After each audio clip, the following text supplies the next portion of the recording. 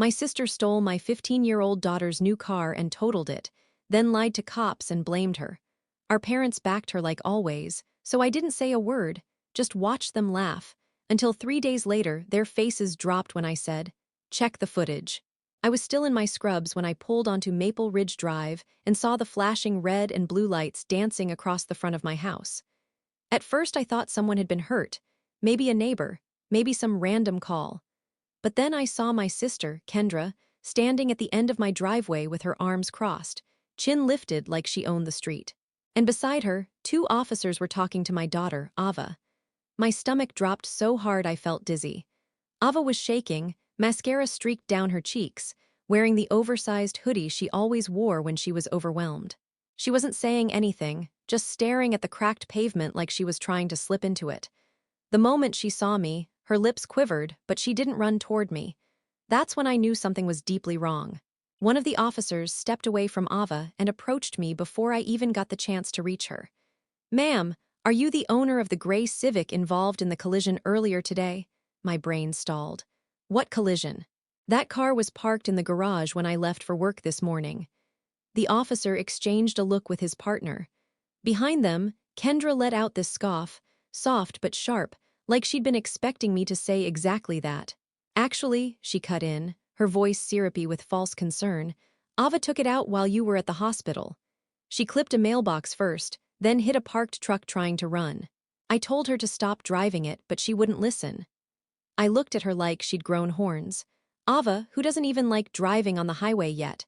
Ava, who treats that brand new Civic, her birthday present from me and her late father, with the same reverence most people reserve for church altars. "That's not true," I said, and then I finally turned fully to my daughter. "Ava, what happened?" Her voice was barely a whisper. "I didn't take it, Mom. I woke up and it was just gone." "Gone?" Before she could answer, the second officer spoke. "Your sister here called us from the collision site. She said your daughter panicked after losing control of the vehicle and asked her to handle the report. But due to her age, we need to document who gave her permission to drive the vehicle." Kendra folded her arms tighter. "She took it without permission. Obviously." It was the obviously that snapped something cold inside me. Because behind her, I noticed our parents. My mother with her hand on her hip, my father avoiding my eyes, standing on the sidewalk like spectators waiting for the show to continue. And they weren't looking at Ava with concern or confusion. They were looking at her with disappointment. Disappointment, when my child was the one trembling. I called Ava's name gently, and when she looked at me, the truth was already there in her eyes. She knew no one believed her except me. The officer cleared his throat.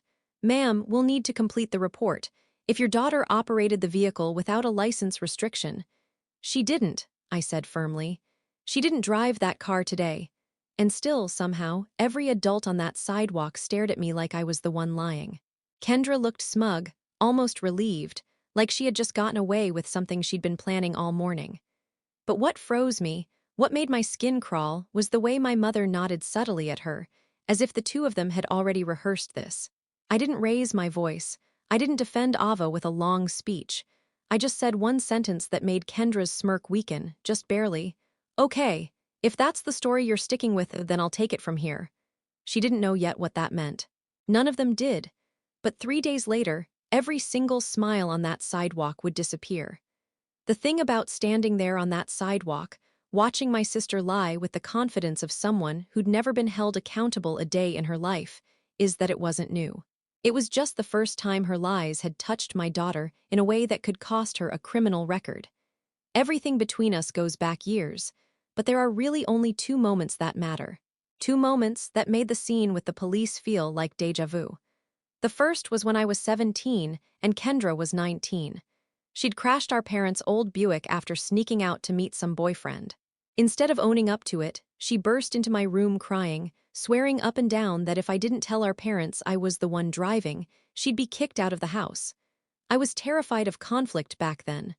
I folded. I said the words she needed me to say. I got grounded for a month. She got her nails done the next day. Our parents never questioned her version, not once. And when I tried to hint at the truth later, my mother just said, "Don't start drama, Renee. You know your sister has a sensitive heart." A sensitive heart. That phrase still makes something sour rise in my throat. The second moment was much uglier. I was 28, balancing single motherhood and night shifts at the hospital after Ava's dad died. Money was tight, dangerously tight. I had a tiny savings account that I was trying to grow into enough for a small safety net. And one day, it just vanished. Not a hacker, not a bank error. Kendra had taken my debit card from my purse, used it to withdraw the whole thing, and spent it during what she called a really bad emotional week. I confronted her on the front porch of our parents' house, shaking, humiliated, angry. She didn't deny it. She just shrugged and told me I was being dramatic. My father told me not to blow things out of proportion and offered to give me $200 to help. I refused the money. But I also didn't press charges. I had a toddler then. I didn't want to start a war I couldn't finish. That was the last time I trusted any of them with anything that mattered. And yet, despite all that, I still let them into Ava's life. Maybe out of guilt. Maybe out of some tired, hollow hope that people change. That family eventually wakes up and sees what they've taken from you. But watching Ava cry on the driveway, watching my parents silently side with Kendra again, I realized something sharp and undeniable. Nothing had changed. The only difference was the stakes. Ava got that Civic 2 months ago, something I saved for patiently, quietly for 3 years. Her first real independence. Her first real pride. I watched her polish the dashboard, keep receipts for gas like a grown woman, drive to tutoring on her own. That car wasn't just metal and paint. It was a promise I made her after her dad died. I will make sure you have what you need. You will never feel abandoned. Seeing it mangled beyond repair in the photos the police showed me. Hearing them ask if my daughter had panicked and fled the scene, it hit every bruise I carried from my own teenage years. Except this time, I wasn't 17. I wasn't powerless. And when I looked at Kendra as she spun her lie so effortlessly, I suddenly saw a different version of myself, one who stopped letting her win. That's why I didn't argue. Why I didn't scream or point or explain. I just went quiet. Because for the first time, I wasn't reacting to her chaos. I was planning something. And it started the moment I told the officers, "I'll take it from here." The hours after the police left felt thick, like the air itself was pressing against my skin. Ava stayed curled on the couch, knees tucked to her chest, while I paced the living room trying to piece together what actually happened. She told me everything she knew, which wasn't much. She'd gone to bed around midnight, the garage was locked, and when she woke up at 9 a.m., the Civic was gone. She'd assumed I took it to work. Meanwhile, Kendra had apparently shown up at my parents' house in the late morning, claiming she found Ava panicking near the crash site. It was a lazy lie, a stupid lie, but it was wrapped in that same old family habit of believing Kendra first and asking questions never. I spent that night sitting at the kitchen table long after Ava fell asleep, staring at my phone, scrolling through the photos the police had sent. The damage was catastrophic. Driver's side crushed, airbags deployed, windshield shattered. Whoever was driving had hit hard. Hard enough that the officers said the driver was lucky to have walked away at all. What struck me wasn't just the wreck. It was the placement of the driver's seat. It was pulled all the way back. Ava is 5'3", Kendra is 5'11". That was the first thread that made everything unravel. But I knew better than to confront her now. My entire life had taught me that calling her out only made her double down. Kendra doesn't argue. She manipulates the room until you're the one apologizing. She bends reality like it's elastic. And our parents, snap right into shape behind her every single time. So I didn't confront anyone. I investigated. I took the next day off work. While Ava slept, I went into the garage and studied the broken fragments the tow truck had dropped off. The airbag dust still clung to the interior.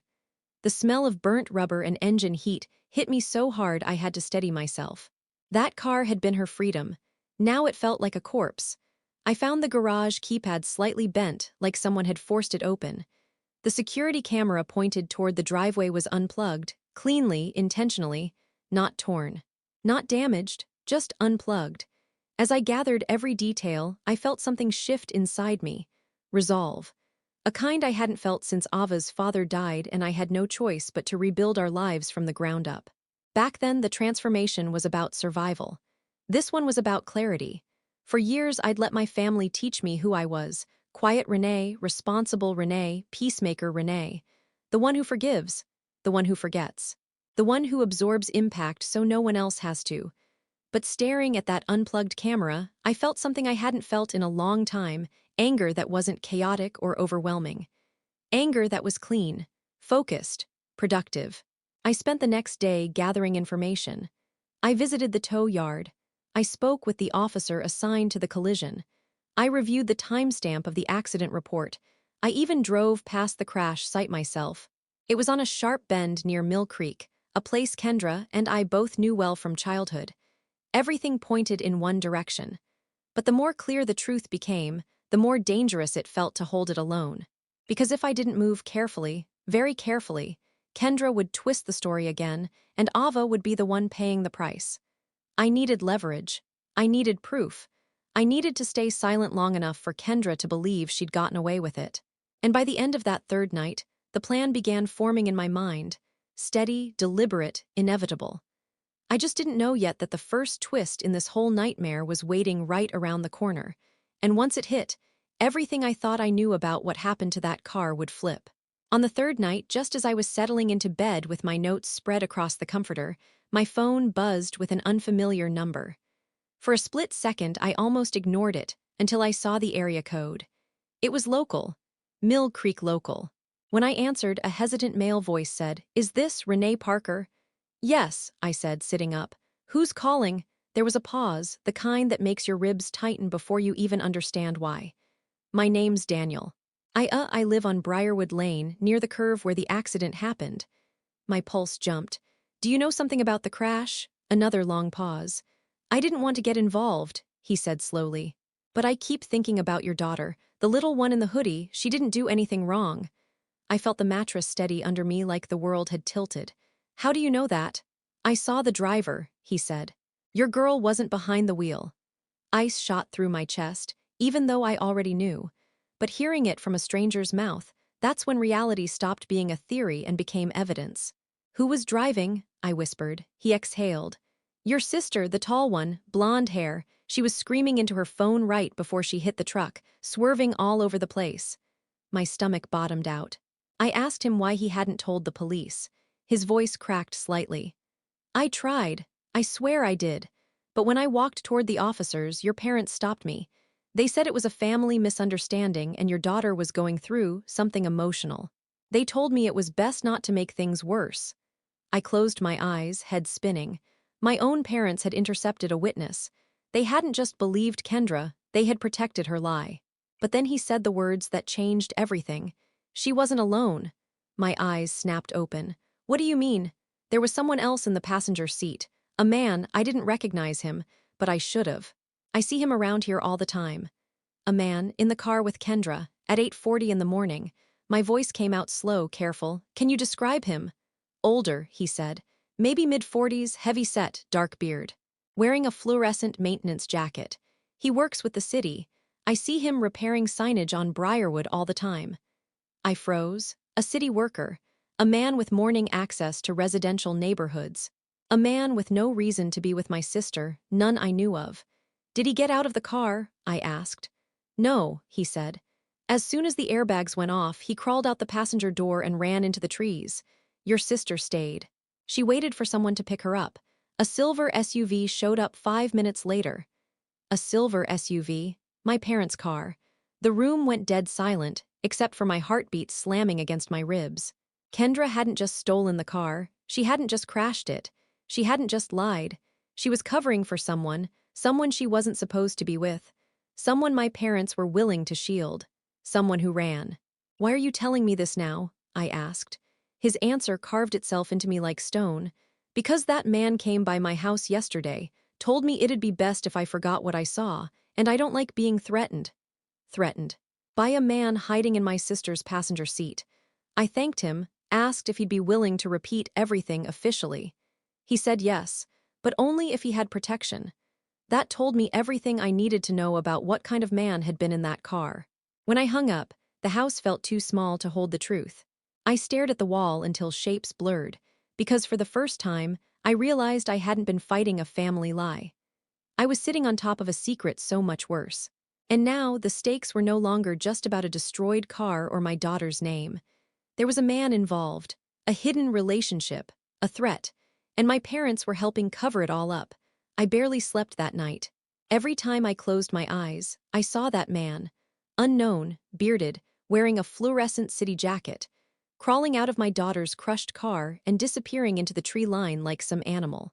And then I saw Kendra, calm as ever, calling the police and pinning everything on a 15-year-old girl who still slept with a nightlight when thunderstorms rolled through. By morning, the truth had settled into something sharp and operational. There was no universe where I could confront Kendra face to face. She would spin it. She always spun it. And our parents, God help me, would stand behind her even if she brought home a crime scene. I wasn't going to beg. I wasn't going to argue. I wasn't going to repeat the patterns of my childhood, where justice depended on whether Kendra felt like telling the truth. So I made coffee, sat at the kitchen table, and wrote out a plan like I was prepping for a medical procedure.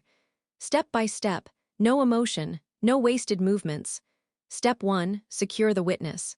I called Daniel back and told him I believed every word he said. Then I asked if he'd be willing to meet me somewhere neutral. He hesitated, but he agreed to meet that afternoon at the public library in downtown Everett.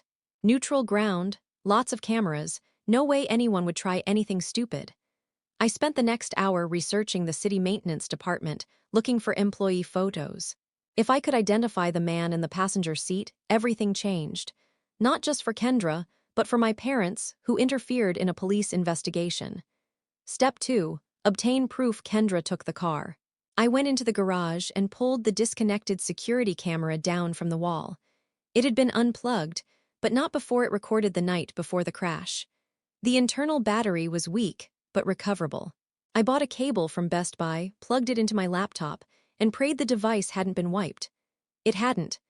At 6:17 a.m., blurry but undeniable, Kendra typed the garage code, slipped inside, and backed the Civic out of the garage. The camera's microphone even picked up her voice. She was laughing, laughing. My hands shook, but only for a moment. Then I saved the footage twice, once to my hard drive, once to a separate SD card I tucked under the lining of my purse. Step 3, find the connection. Why was she out at dawn with a city worker? Why had she dragged our parents into this?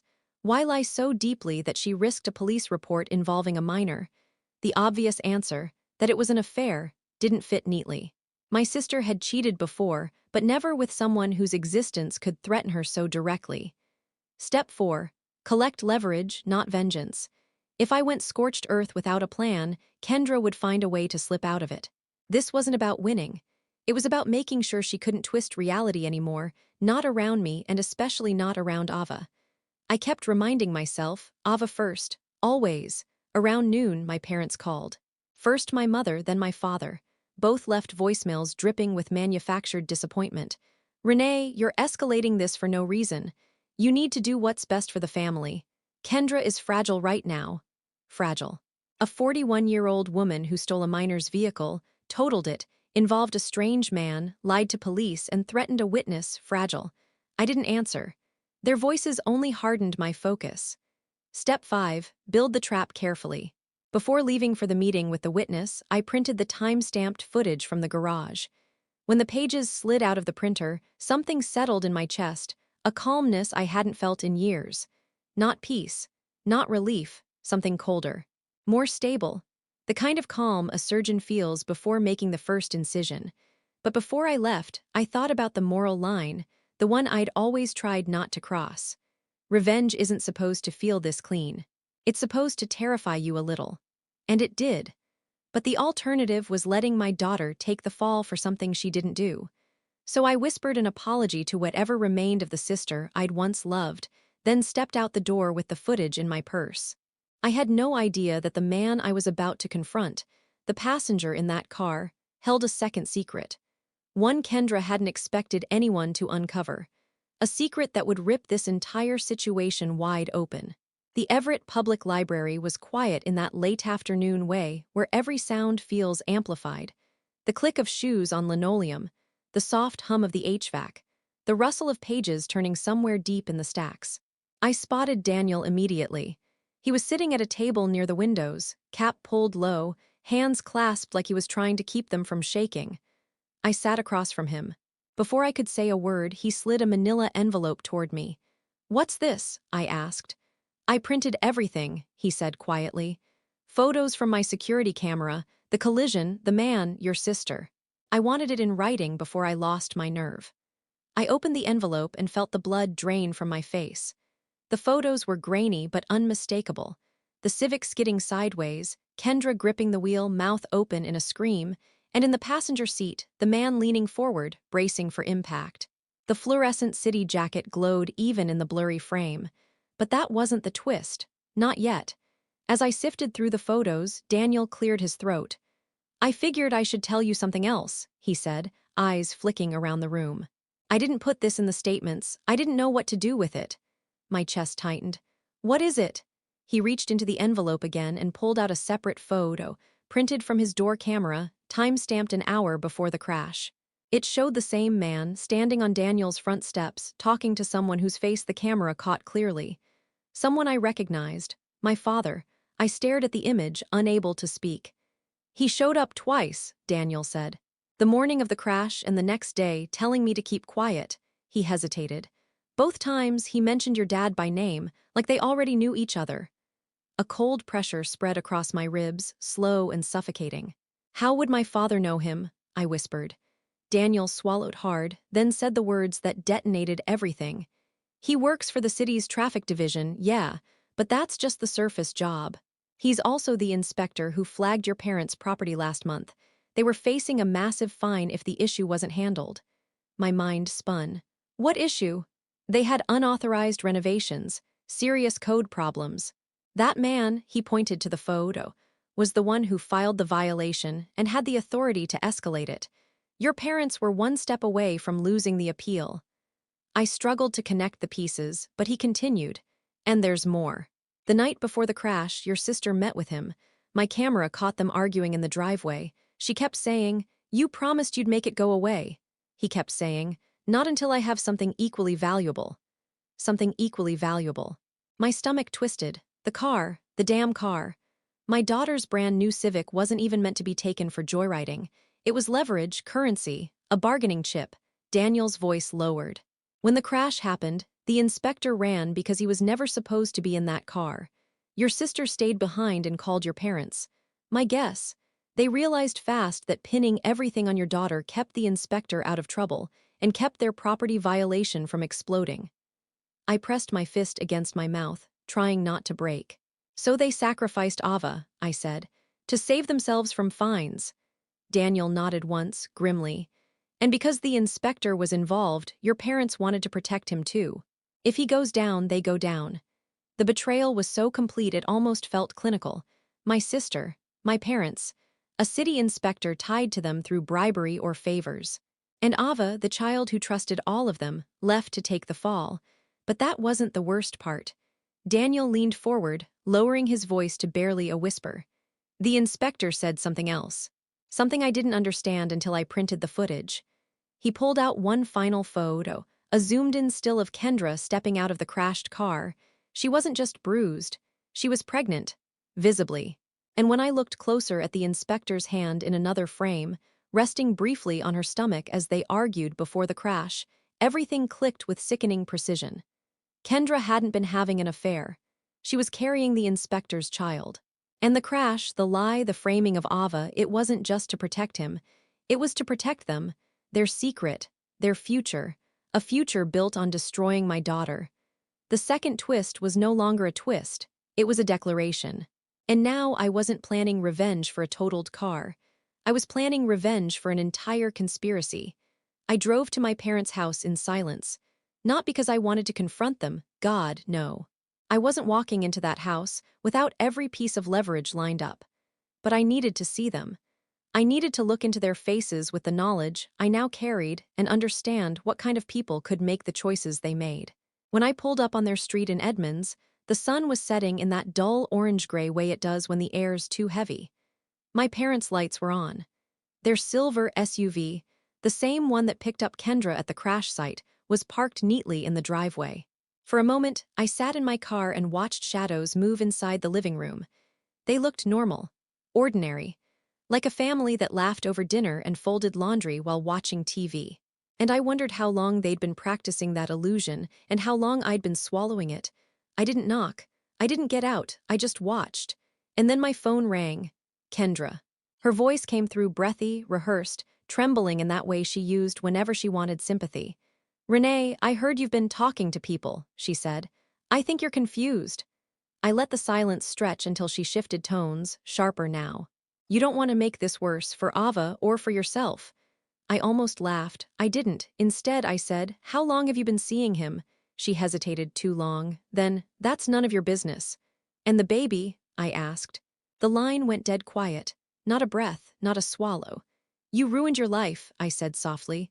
"Fine, but dragging Ava into it, framing her, that's something else entirely. And now I know why." Her voice changed again, lower, colder than I'd ever heard it.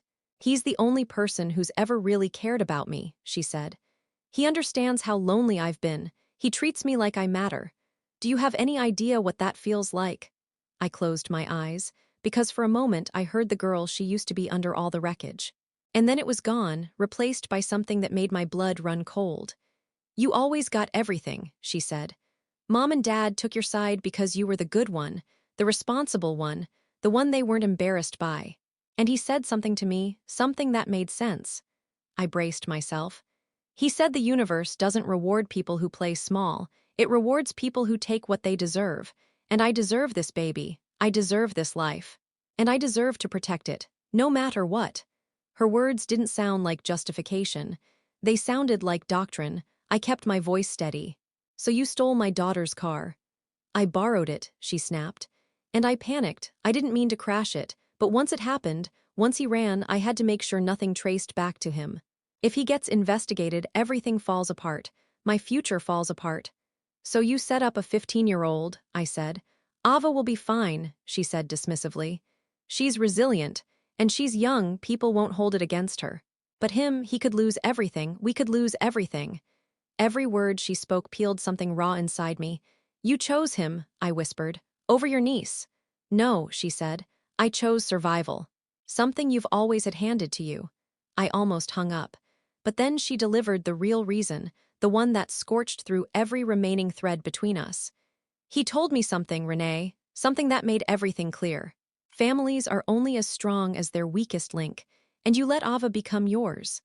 My breath left my body like I'd been struck. "That car was a liability," she said. "Her independence was a liability. She was starting to think she didn't need you, didn't need us. And he said it would be better if she had a reason to stay small." Stay small, stay damaged, stay dependent. My hands shook so violently, I had to brace them on the steering wheel. Kendra's last words settled like acid in my ear. "If sacrificing a little of her reputation keeps our future intact, then that's what needed to happen. You should thank me, I kept your daughter from getting too full of herself." I didn't answer, I didn't yell, I didn't cry. I ended the call and watched the house one more time. Any hesitation I had left burned out of me in a single, clean moment. Now I understood the reason. Now I understood the cruelty. Now I understood exactly what I needed to do. I drove home from my parents' street without turning on the radio, without letting myself think about what Kendra had said. Not yet. I kept replaying her voice, cool, righteous, convinced she had the right to shape my daughter's life, shrink her future, decide her worth. I felt something in me lock into place, not rage, not grief, precision. A steady, surgical clarity. By the time I pulled into my own driveway, the plan wasn't forming anymore. It was finished. The next morning, I took the day off work. I woke Ava gently, told her we were handling everything, and asked her to trust me. She nodded, still exhausted from the emotional fallout, but she didn't ask questions. Her faith in me, quiet, instinctive, was the only thing that steadied my hands. At 10 o'clock a.m., I walked into the Everett Police Department with a folder so thick the edges bowed. I asked to speak to a supervisor, not an officer. A supervisor? I laid everything out in silence. The garage footage showing Kendra entering and taking the car. The timestamps proving Ava was asleep. The photos Daniel provided. His written statement signed in front of a librarian. Screenshots of the city inspector's employment records. Evidence of my parents' SUV at the crash scene. A copy of the prior property violation notice. And a second statement from Daniel detailing the threat made on his doorstep. I didn't editorialize. I didn't dramatize. I simply handed each item across the desk until the supervisor's expression turned from polite professionalism to something heavier, controlled anger, maybe, or recognition. Miss Parker, he said after a long pause, what you're describing isn't just a false report. It's conspiracy, it's obstruction, and depending on the inspector's involvement, possibly corruption. I nodded once.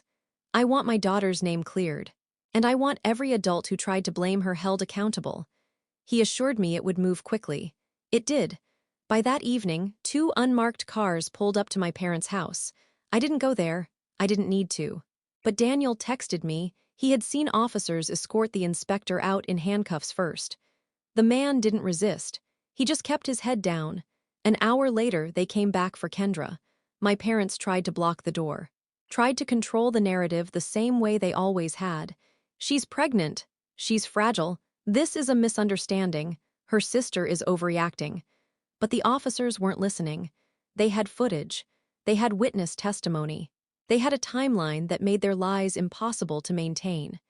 And when they placed handcuffs on my sister, Kendra started screaming. Not words at first, just high, raw sounds like something being torn out of her. Then she saw the camera crews gathering at the end of the street. The city inspector's arrest had triggered an internal investigation, and the press had gotten wind. She screamed louder. My parents begged the officers to close the blinds. They didn't. Everything she had tried to bury, every lie, every manipulation, every smear against a 15-year-old, was exposed under daylight. 3 days earlier, she'd stood in my driveway smirking while police questioned my daughter. Now she was being escorted down her own porch steps, clutching her stomach, mascara streaking down her chin, her entire future collapsing in front of the neighbors she'd always tried to impress. And I wasn't there. I was home with Ava, holding her hand while the phone buzzed with messages from extended family saying variations of what happened. I didn't answer a single one. The next morning, the supervisor called to tell me Ava was cleared, officially and permanently. Her name removed from the report. His tone softened when he added that the officers who first responded would review their handling of the situation. They should have questioned the family dynamic more deeply. I thanked him. Then I sat beside Ava on the couch and told her it was over. Almost. Because my parents called that afternoon, both leaving voicemails this time, not scolding, not disappointed, begging, saying they didn't know, they didn't understand, they didn't mean for Ava to get hurt. I saved the messages but didn't respond. Some betrayals don't get repaired, they get buried, and mine was already 6 feet under. That night, Ava curled against me like she used to when she was younger. Her voice was quiet when she said, "Mom, I'm glad you didn't stay quiet this time." I kissed the top of her head. "I didn't stay quiet," I said. "I stayed patient." We sat there in the dark living room, the house breathing with us, and for the first time in years, I felt something close to stillness. My family had spent decades teaching me I needed to stay small. But I wasn't small anymore, and neither was my daughter. What they lost wasn't my forgiveness, it was their power.